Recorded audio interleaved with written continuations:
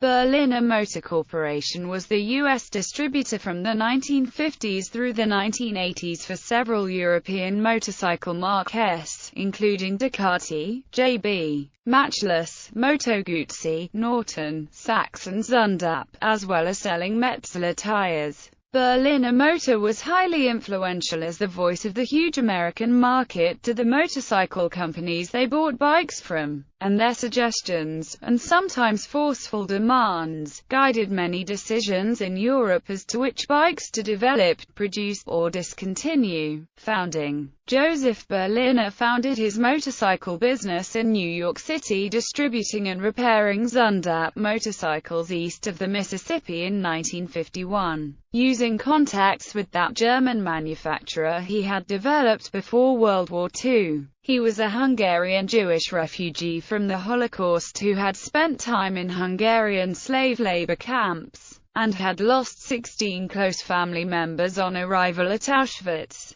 Michael Berliner, the youngest of 5 brothers, was saved only because Joseph, and another Berliner brother, both of whom the SS intended to exploit for their skill as mechanics, convinced them that young Michael, too, was a mechanic. The Berliner brothers survived by maintaining a fleet of German army trucks. One brother would die of hunger and typhus, leaving only Joseph, Michael, and 2 other siblings alive after the war. Prior to the Holocaust, Joseph Berliner worked in his father's radio bicycle motorcycle shop, and had received schooling in mechanics and business. After the war he assisted in Jewish relief in Frankfurt, Germany, and was able to find his wife who had been liberated by the Swedish Red Cross. As the sons of a Hungarian anti-communist World War I war hero, the brothers feared returning to their Soviet-controlled homeland, and so emigrated to the U.S. Motorcycles inspired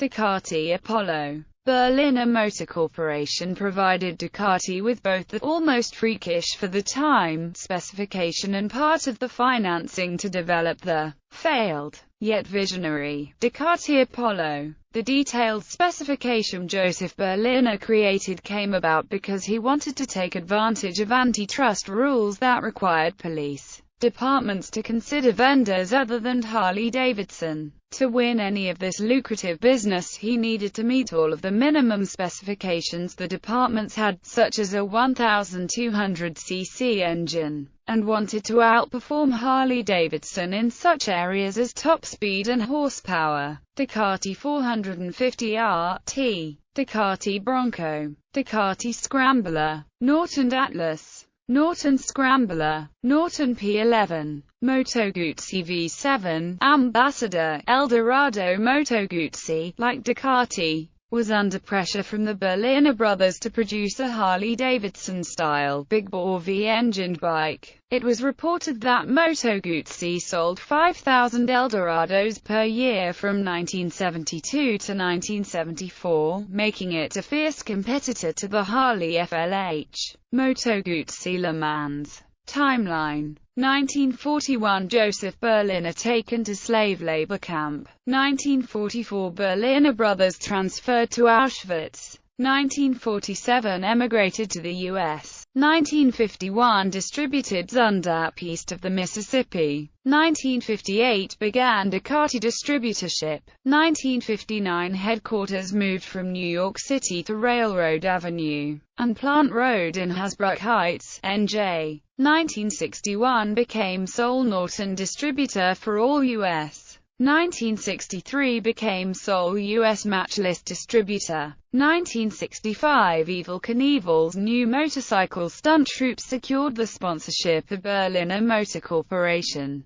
who supplied them with a fleet of Norton Scramblers. In one version of the origin of stage name, Evel Knievel, it was Bob Blair of Berliner Motor Corporation who encouraged using the nickname rather than Bobby Knievel. 1968 – Berliner Motor abruptly refused an entire shipment of over 3,000 Ducati motorcycles they had ordered, as the stocks they had on hand were not selling quickly. To get themselves off the hook from Ducati, they turned to Associated Motorcycles in the UK, and used the leverage of the vast USA market they controlled, informing AMC that they would be needing no more of the struggling factory's matchless motorcycles unless AMC found someone to purchase the unwanted Ducati shipment. The effect of Berliner's actions rippled through the UK motorcycle world, as this was a sizable flood of stock to enter the smaller, and already soft, UK market.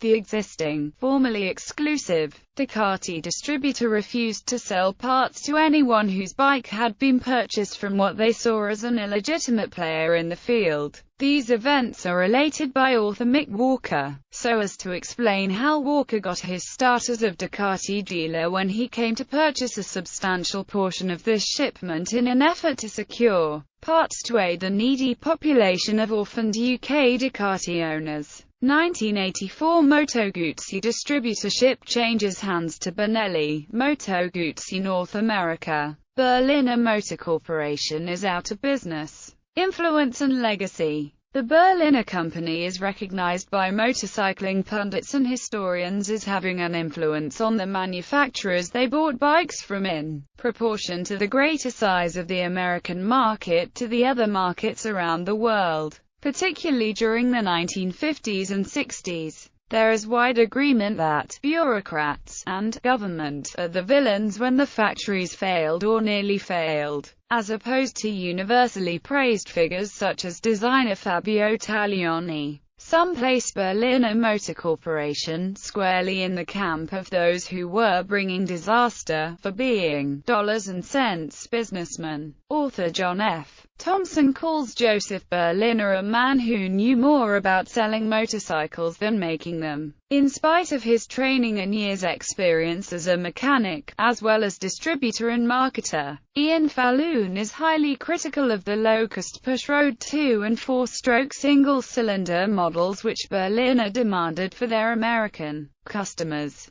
calling the entire sector oddballs and dubious, while acknowledging that they did sell in far larger numbers than the much more expensive and highly labor-intensive Bevel and Desma engines, whose design required production-limiting processes like shimming by skilled craftsmen. Falloon also admits that the Berliner brainchild Ducati Scrambler single was the most successful Ducati of the 60s and early 70s. On the other side, racer, dealer, and author Mick Walker is critical of the Italian executive's decision to end production of the entry-level singles and two-strokes in the 1970s, arguing, alongside the Berliners, that the brand's customer base would decline if they only catered to the demand for expensive, high-performance machines, while not also attracting new riders and earning their brand loyalty. The Berliner Motor Corporation's obsession with entering the large and profitable U.S. police motorcycle market against Harley-Davidson is